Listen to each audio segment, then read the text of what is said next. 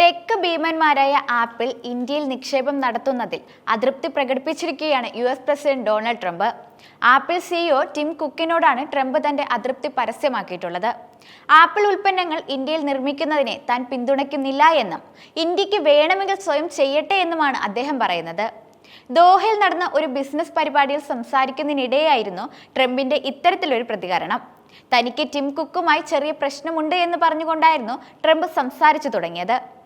എന്റെ സുഹൃത്തെ, ഞാൻ നിങ്ങളോട് വളരെ നല്ല രീതിയിലാണ് പെരുമാറുന്നത്. നിങ്ങൾ $500 ബില്യൺ വരുന്നു.